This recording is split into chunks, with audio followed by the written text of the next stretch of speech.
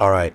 Um, we met in the bank, like you said. We met in the bank. I was having a conversation with the teller, Yes. and and meeting the teller, I was, she was asking me about my business and how things going. I said, well, yeah, it's skyrocketing and everything else. And I was telling her about the No Black on Black crime movement. You overheard our conversation. Yes, sir. And when I went over to sit in the chair opposite of you, you just kept looking. Yes, sir.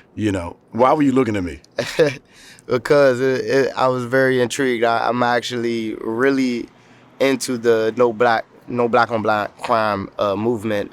Actually, I've been a product of my environment, and I've definitely been really upset with how things have been going on in our environment. So it's one of them things where it definitely intrigued me, and I understood that you definitely are probably one of the best people to probably talk to as far as being a mentor for my life.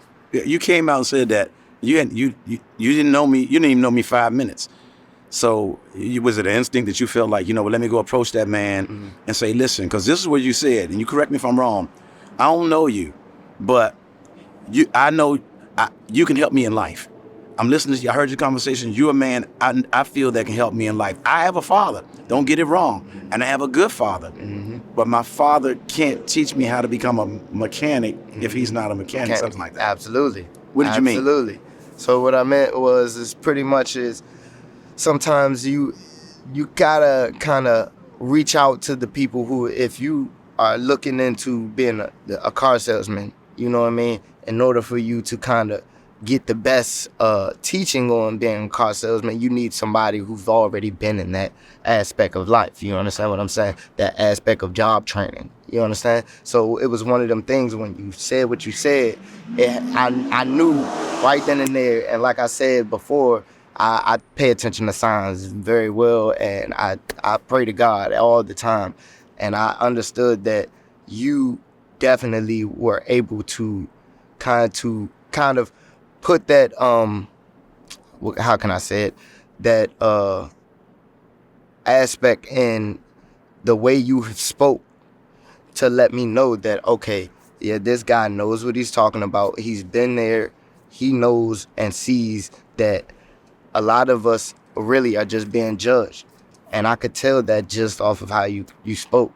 And I believe in God giving me that sign, you know what I mean, straight from you. You know what I mean, paying attention to seeing and hearing and listening to what you said.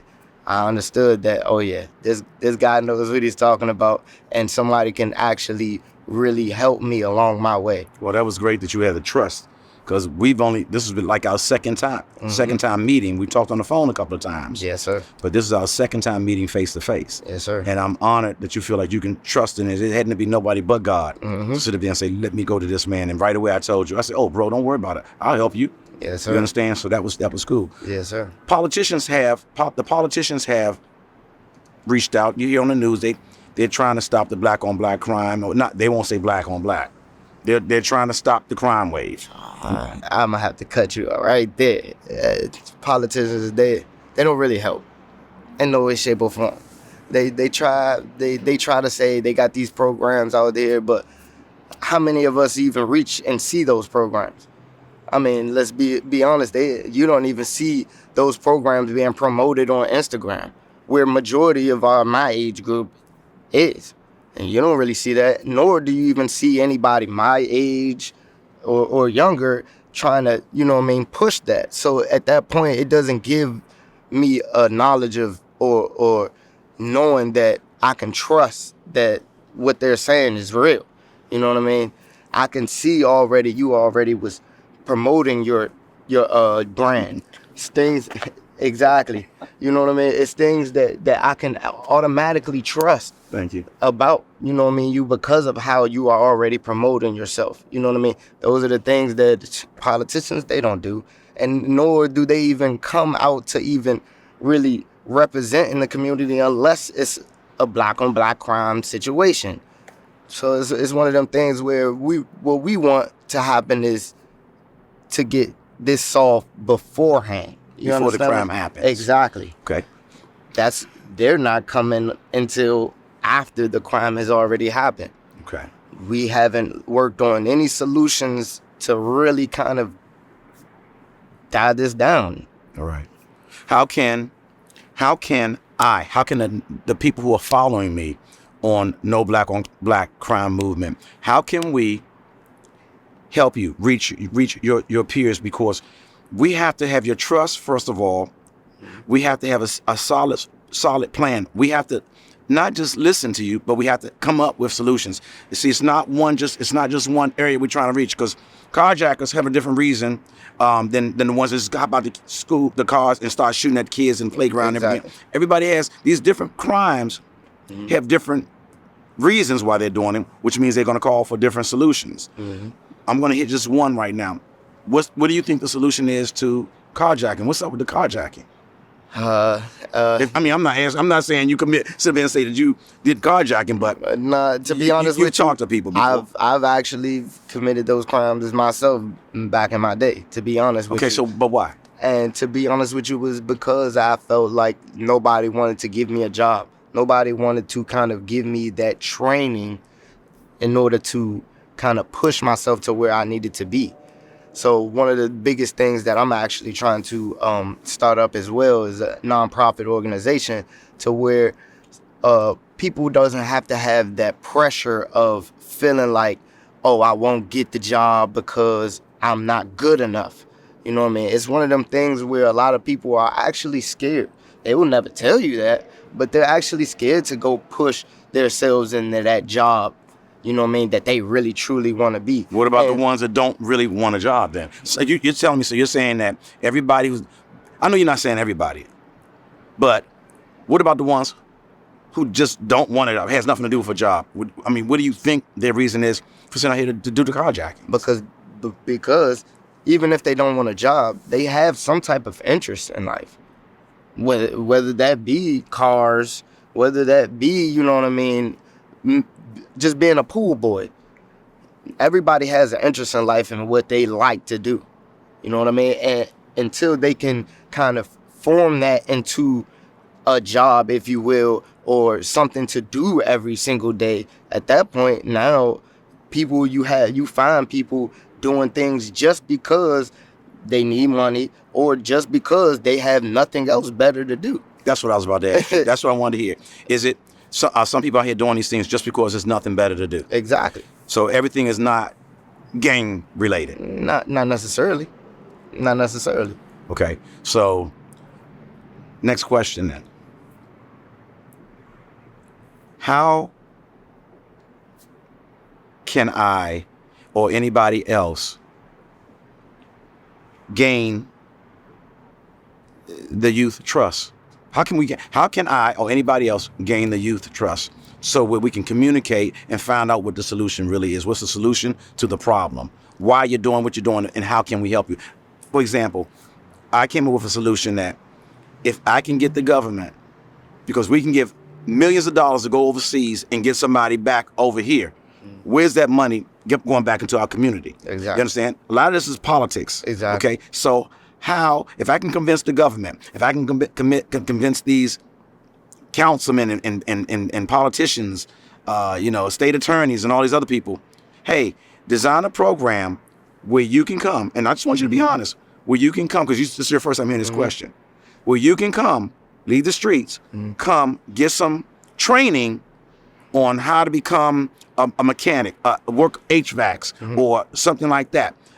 Even bigger than that, but get paid while you're in these classes, because you're not going to come, leave trying to make money to come here and you're not going to make no money. You're going back home. You still got to feed your kid. Exactly. You And that'll be the biggest thing. Would you, if I can convince them to design a program to pay you to come to class, to come and get this, be honest with me, is that a stupid plan, or you think that may work? No, I believe that would definitely work. To be honest with you, that's the biggest thing, especially in our environment, especially in this youth now. Biggest thing that we hold over our heads, and that's why I kind of push this God thing as well, because I want people to kind of understand that money is not here. Money is really down here. God is here. You understand what I'm saying? I know what you're saying. But let's be real. You know what I mean? You can't live, you can't eat without that money. So that's what puts it back up here. And it's one of them things, if we're not talking about that, then why are we, what are we talking about? That's what really happens. So that's why I really believe that would definitely work. People really, like, that's like I was saying, people are really afraid of like chasing their dreams or chasing any type of work because of the money. People are either underpaid or not paid at all. And then at that point, you're forced to a situation where it's like, oh, I could have gone to work to go get this money, but I can go do this over here and get more money. If not, you know what I mean, money at all, where this is not giving me any type of money. Okay. So that's where that comes from. All right, so I'm confused because we had asked another gentleman who was out there, who was active. You know, when I was out there last weekend promoting, I was in Benning Road, Minnesota Avenue. Mm-hmm. That was a rough area. Yeah. And I was promoting the No Black on Black crime movement. Two guys were fighting over $5. Mm-hmm. One of the big guys came up and said, "You guys about to shoot each other over $5? I can't leave y'all alone about to shoot each other over $5. Mm-hmm. You understand? I asked one of them to come out here today, and I said, just for 30 minutes of your time, $300.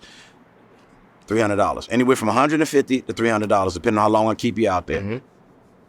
Is that ridiculous? And that's once you be honest. Or is he thinking like, because he didn't show up, I got in touch with him. He said, well, you know, I apologize. I couldn't get a ride there. Mm-hmm. You know, it's a distance. Mm-hmm. But is that ridiculous as an insult? Is that not? I make more money than that in 30 minutes. What's the deal? That's usually it. That's exactly what it is. Sometimes sometimes you can make more money doing something else, even though it's the bad thing to do. You can make more money doing that opposed to doing the right thing, and that's a lot of the times what happens. But then the other thing is too, people sometimes it's hard to kind of trust that people really have your best interests. You know what I mean? So he also might not have known or understood that you were actually truly going to give him or help him with that $300, which I've definitely seen, you know what I mean, happen multiple times. You know what I mean? People have promised something and then it didn't come to fruition. Let me interrupt you. That happens. When they were fighting over the $5, mm-hmm. I waited for them to calm down, mm-hmm. made sure no guns were pulled out. Right. But I went up to him and I said, I'm going to see you after this is over. I need to talk to you after this is over. I got you covered, man. Right. But after that was over, I went to my car and got everything that I had out my bag. Right. Which was like maybe $155, something like that. Right. So I gave him a majority and gave the other young man $60. Right. The majority of that went to him. He was like, man, thank you. But he said, I don't want your money. I want to work. Right. He said, I want to work. Right. This came up, and I did let him know. I said, look, man, I told you, I called you on the phone. I said, be here mm-hmm. for this interview. I'm going to make sure you get paid for it. Mm-hmm. If you weren't going to make it, you should have called me. This is the stuff that we haven't run into with the youth also. Accountability. Yes. So, you know, you guys got to, what's up with that? So, well, one thing I will say is, like I said, the interest. So I feel like interest definitely plays a big part. You know what I mean? Sometimes we feel like, oh, this might be more interesting than going to do that over there, even though that might be some money there. Sometimes it's like, forget that money. It ain't about the money. It's about the life experience. You know what I mean? That's a lot of my generation's biggest thing is more about the life experiences. You know what I mean? So, and sometimes it's not actually the life experience that they actually need, but that's the life experience that they want. You understand what I'm saying? That's one thing that I do understand about even my life. You know what I mean? A lot of the things I've done, it was because I wanted it, not necessarily that I needed it. You know what I mean? So that's where that comes from too, as well. It's like, you know what I mean? $300, $500, no matter what. This $500. Now, if this $500 made its way to me while I'm doing what I'm really interested in doing, then that's one thing. But if I have to stop what I'm interested in doing to go get that, then that's where that comes from. And a lot of times, like you said, it's a lot of the accountability and the self-discipline that we definitely need. A lot of times that's exactly what it is. We never really kind of took the time to kind of self-discipline ourselves, you know what I mean? And it really comes and stirs from the fact of, you know what I mean, people not really having our best interests at heart. They think as if, you know what I mean, oh, because we want to be Instagram mogul, that we can't be that. Oh, we need to go find us a job, you know what I mean, here or there. Why can't we do what we're truly interested in to make the money? Okay. That's the biggest thing that falls into play. Is a lot of our generation, we're not able to make money with what we're truly interested in doing. And it's because of the pressure of, one, either you might have kids, you know what I mean? Two, you might not have the experience. So that's where that comes from. But green is green. How can I get this across? And these are questions I'm throwing at you right now. We didn't rehearse nothing. So green is green. What is it? What's the pride with you guys? Is it like, when I say you guys, I'm talking about the younger generation, because I'm about my people. I'm about white people. I'm about black people. I'm about Hispanic people. I'm about Asian people. But right now, before I start dealing with them, I got to make sure my house is clean. Exactly. You understand what I'm saying? Absolutely. So what is it with money being green? What Walmart? I worked at McDonald's. You understand? You know, keeping it real. They put the cameras in McDonald's now all over the United States, probably because of me in the drive-thru.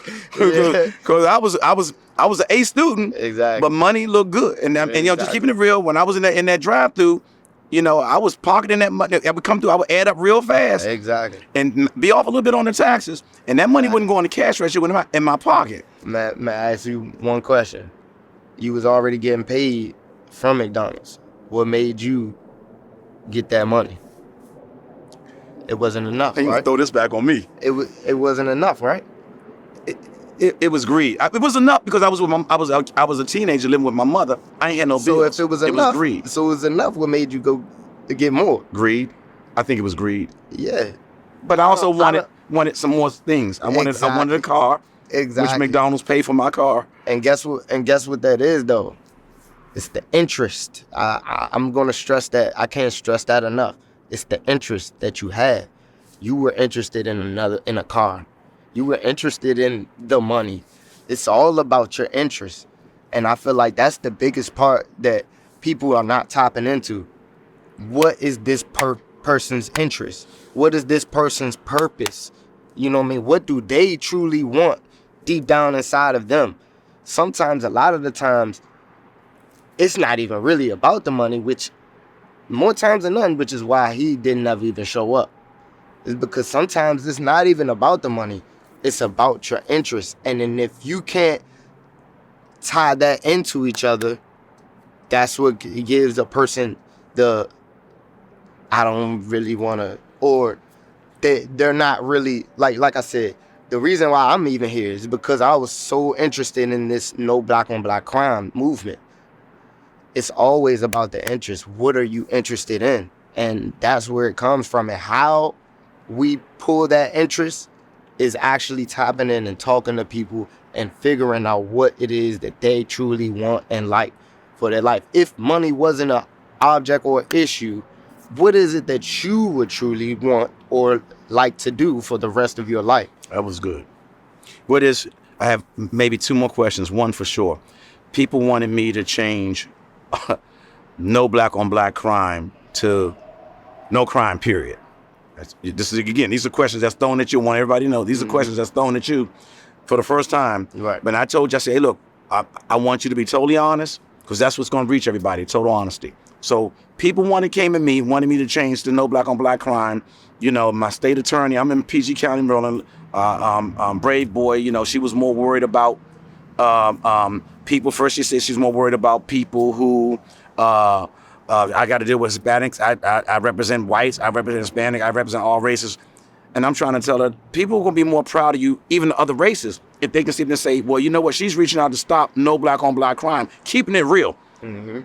That's what's a lot of this going on here. Exactly. Okay, as opposed to you not being a part of that. Mm-hmm. Then you go and set up another initiative to help. Hey, no white on white crime, Exactly. or you got to build from somewhere. Exactly. So she wanted to back away. It was like, I don't want to be a part of that, basically, because they running. It's all political. Okay, and I had no problem calling no names out. It's all political. But the bottom line is, and I want you to be honest, if I changed it from no black on black crime to no crime period, would that reach you? Do you think? No. If a white man came to you, because they didn't saying, why don't you just do no crime? And I said, how's a white person gonna receive me, a black man coming to them talking about, hey, no crime period. We're gonna do a no crime. If a white man came to you, just be totally honest. A white man came to you, an Hispanic came to you, an Asian guy came to you, in your neighborhood, and said, hey, look, we're gonna do a no black on black crime. Mm-hmm. Would you receive him? No, sir. Why? Why? To be honest with you, it's because it's like, and it's funny because I guess it goes back down to like, you can kind of tell that that's not what you're truly interested in. See, you can tell that you've been there. You know what I mean? Not only have you been there, but you know what I mean, you are the same color as me. I'm a little darker than you, bro. But I'm a lot darker. I know what you mean. Understand what I'm saying. You know what I mean? It kind of gives you that at-home feeling. You know what I mean? When somebody that looks just like you, been through probably some of the same similar things as me, can actually attest for the different things and trials and tribulations and even growing from that. So it's one of them things where, like I said, if you didn't do no black on black crime, I kind of probably wouldn't even believe you. Wow. I love that because it's real. It's live right now. It's you being straight up honest. Yeah. Straight up honest. So last question that I have for you. So I was thinking about doing a town hall meeting, pulling in all the youth, letting them make sure that like the police, hey, we're not holding anybody, don't take nobody away, none of that stuff. This is like whatever terminology they would use. This is free ground to try to sit and say, what's the problem? Be totally honest with us. How can we help you? To listen to you all and your peers younger than you to listen to you all. Now, would that be stupid? Do you think it would work or you don't think it would work? I mean, what do you think, honestly? To be honest with you, I don't think it will work. And I'm going to tell you. Only because,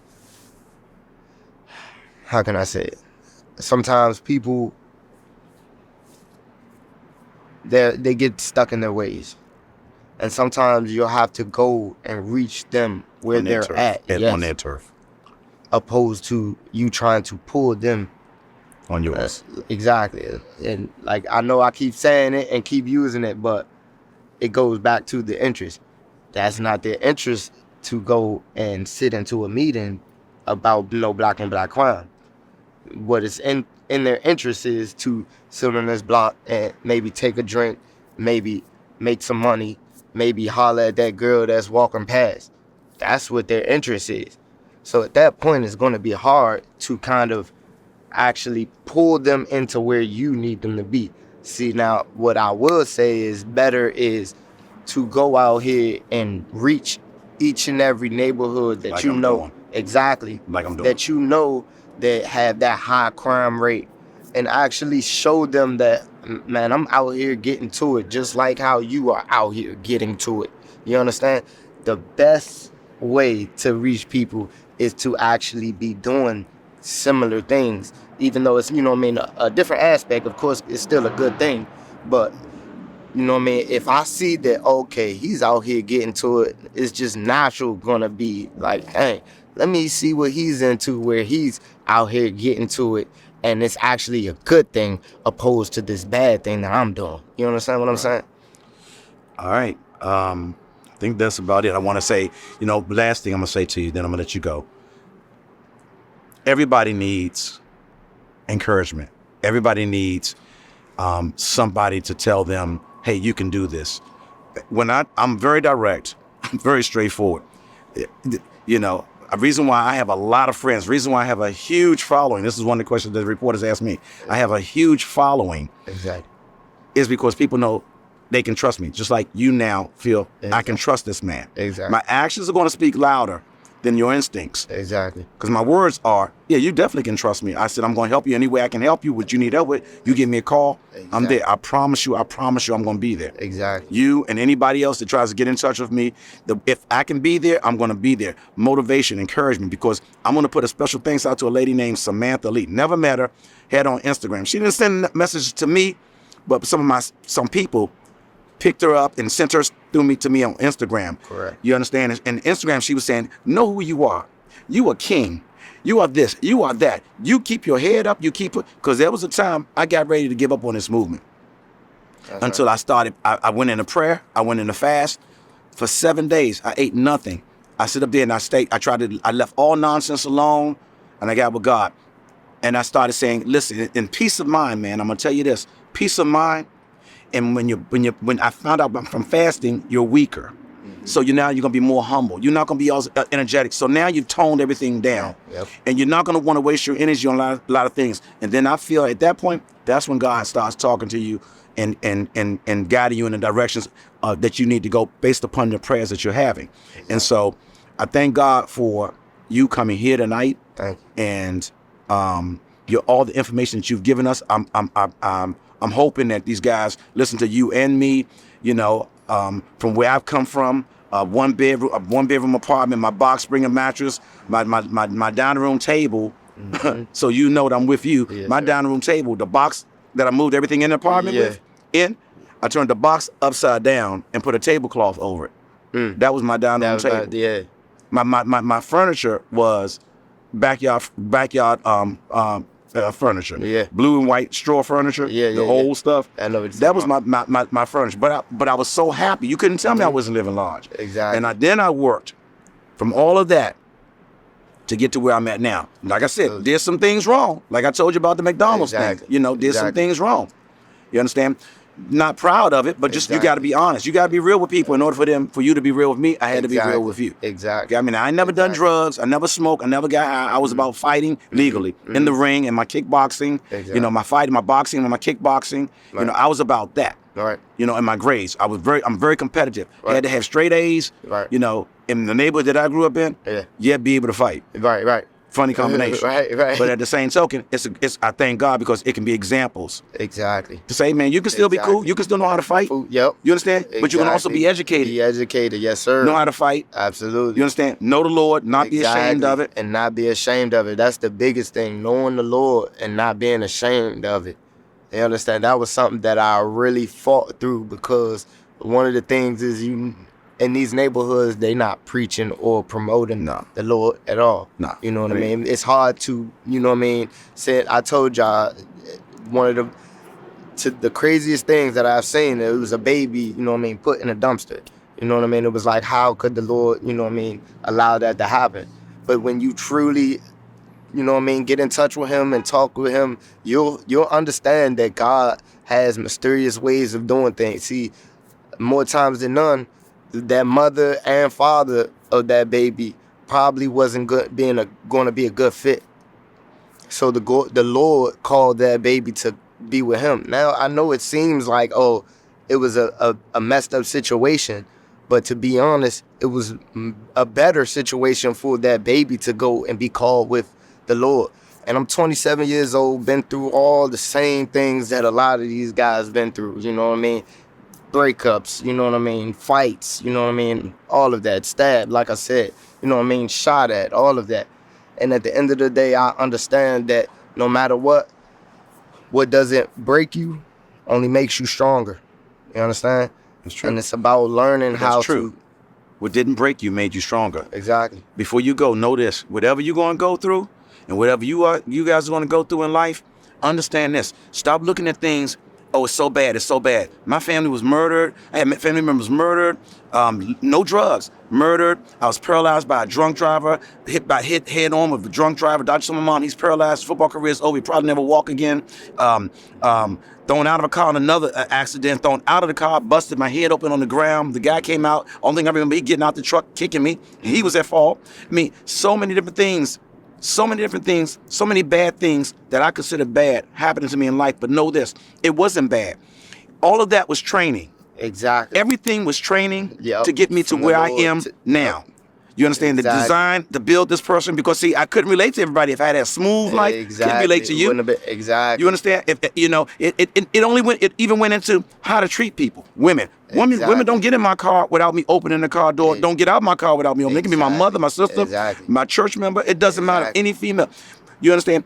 You. It's how to treat women. That's why I want our women to stop. The young women to stop being accepted.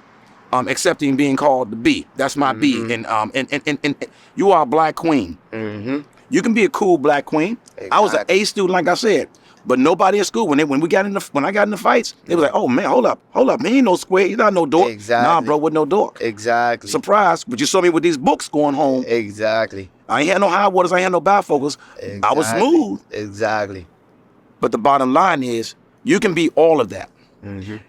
But you gotta think outside the box. Yes, sir. You gotta think outside the box. I don't do what everybody else does. I don't want you doing what everybody else does. I want you to think outside the box. I never want you to give up. I want you to understand you don't have time to get down and depressed and sad. That's nothing but the devil. The time you're down and depressed and sad, life goes like this and you stopped, you'll never make up that ground. You just keep going and understand. Say to yourself, I'm in training.